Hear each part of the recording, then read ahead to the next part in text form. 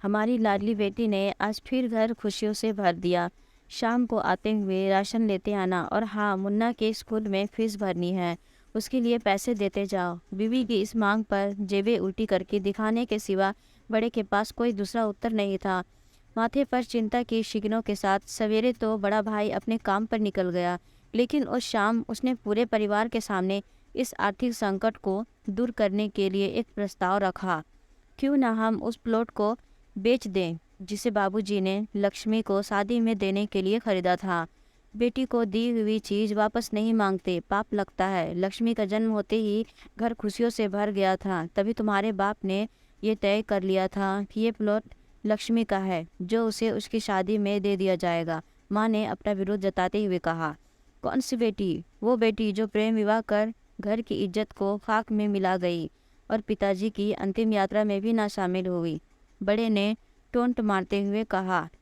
मेरा मुंह मत खुलवाओ। यहाँ कौन नहीं जानता कि लक्ष्मी को उस दिन गली के नाके से ही लौटा दिया गया था और उससे अपने पिता से आखिरी बार मिलने का हक भी छीन लिया गया था। माँ ने बेटी का पक्ष लेते हुए कहा। माँ के इस वार से दोनों बेटे चुप हो गए। न बड़ा बेटा कुछ बोल पाया, न छोटे बेटे के मुंह से कोई शब्द फूटा। थोड़ी देर की शांति के बाद छोटा भाई बोला, प्लॉट बेच तो देंगे, पर क्या लक्ष्मी कागजात पर दस्तखत करेगी?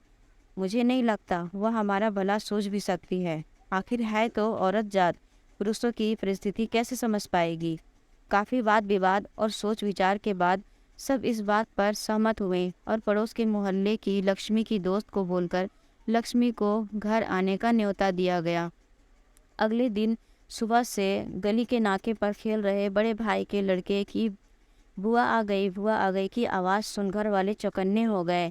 दोनों भाई दोनों भाई मन में दोनों भाई मन में द्वेष और नफरत के साथ उसको कैसे घर में आने के लिए कहे, इसी दुविधा में थे। वो कहते हैं ना, जरूरत के वक्त गधे को भी बाप बनाना पड़ता है। उसी कहावत के हिसाब से दोनों भाई बहने से बात करने के लिए तैयार हुए।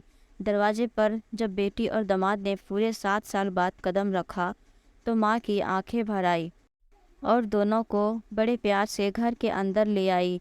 बेटी और दामाद भी माँ का इतना स्नेह देखकर भाव विभोर हो गए। शाम को साथ में बैठे बेटी दोनों बेटों और दामाद के आगे हिचकिचाते हुए माँ ने ही प्लॉट का मुद्दा उठाया। लक्ष्मी को थोड़ा अंदेशा था कि कोई बड़ी बात होगी। लक्ष्मी उसी दिन से ये सोच रही थी कि ऐसी क्या बात हो सकती है कि जो खड़ूस भाई उसे बाप का मुंह भी दिखाने के खिलाफ थे, वो अचानक इतने कैसे पिघल गए। लेकिन अब उसको सारी बात समझ में आ गई। लक्ष्मी ने तिरछी नज़र से पति की तरफ देखा तो वो बोल पड़ा, देखिए माँ जी, शादी से पहले जो कुछ आपका था वो आप ही का रहेगा। ना उस पर मेरा या लक्ष्मी का कोई हक था, ना है, नहीं भविष्य में हम मांगेंगे। इसलिए आप निश्चित होकर उस प्लॉट के साथ जो करना है कीजिए। आप जहाँ कहेंगे हम वहाँ साइन कर देंगे। सुबह से अपनी जीजा से नजरें चुरा रहे दोनों भाइयों ने अब अपने जीजा को अच्छी से देखा। सब प्लॉट के कागजात पर बहन के दस्तखत लेकर काम खत्म किया जाए यह तय हुआ।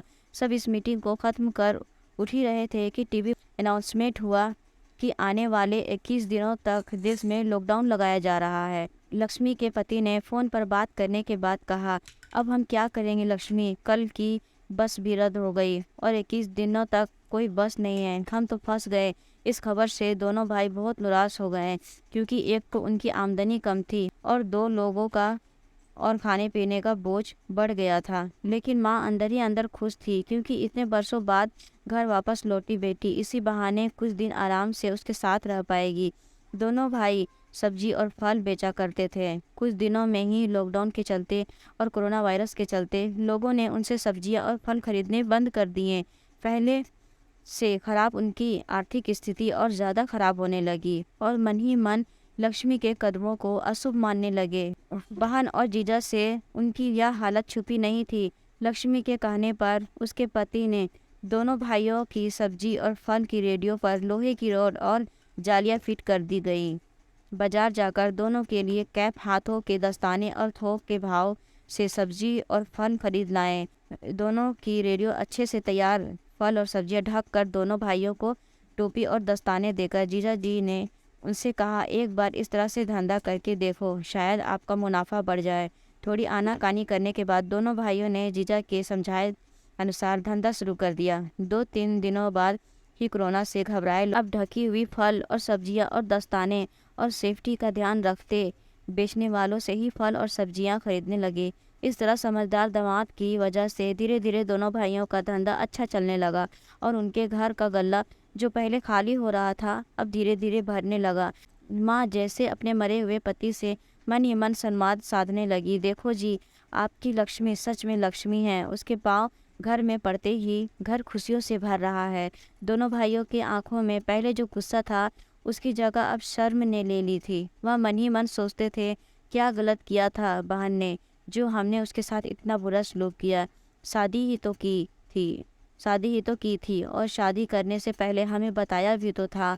हम ही थे जो उसे स्वीकार नहीं कर पाए। दोनों भाइयों के मन में द्वेष और नफरत धीरे धीरे क्वारंटीन हो गए। 21 दिन बाद जब दीदी और जीजाजी प्लॉट के कागज़ पर साइन करने जाने लगे तब दोनों भाइयों ने उन्हें रोक लिया और उनसे माफ़ी मांगते हुए वो पेपर्स उन्हें देते हुए बोले, शादी के वक्त हमने आपको कोई तोहफा तो दूर की बात आपका हक भी नहीं दिया, लेकिन अब इस प्लॉट को स्वीकार कर हमें प्रायश्चित करने का एक मौका दीजिए।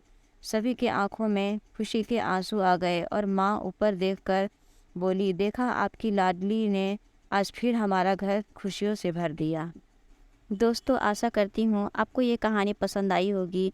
अगर कहानी पसंद आई हो तो वीडियो को लाइक शेयर कमेंट ज़रूर करें और हमारे चैनल को सब्सक्राइब करें।